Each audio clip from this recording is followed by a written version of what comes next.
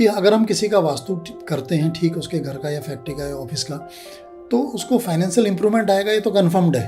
पर आप बात कर रहे हो करोड़पति बनने की, आपका मतलब है करोड़ों रुपए कमाए जा सकते हैं क्या? तो ये एक बड़ा सब्जेक्ट है कि भाई करोड़ों रुपए वो कैसे कमाएगा। तो मैं एक बात कहना चाहता हूँ, ये बहुत कॉमन बात है, मैंने देखा है इसको।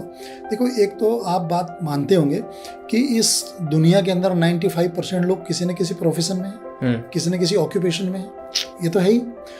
और आप इसमें ये भी शायद मानोगे कि उनमें से 95% लोग असफल रहते हैं जीवन में।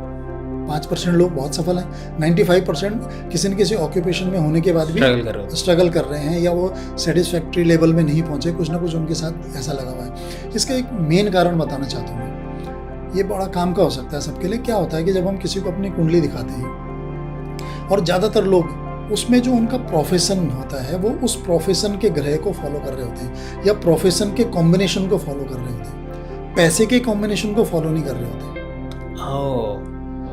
अगर आप अब माना कि एक आदमी का प्रोफेशन है कि वो सब्जी बेचता है, हाँ ठीक है, तो ठीक है, वो सब्जी बेचने का काम कर रहा है, सेलिंग का काम कर रहा है, ट्रेडिंग का काम कर रहा है, उसने ओके, ये उसकी ऑक्यूपेशन है जिसमें वो मैक्सिमम टाइम ऑक्यूपाइड है, दिन भर ये काम कर रहा है, लेकिन उसको उस लेवल का पैसा तो आ ही नहीं रहा। अब अगर वो अब हो सकता है कि उसकी कुंडली के अंदर जो पैसे का कॉम्बिनेशन है वो ये बना हुआ हो कि भैया तुम्हें कच्ची नहीं पक्की सब्जियां बेचनी हो।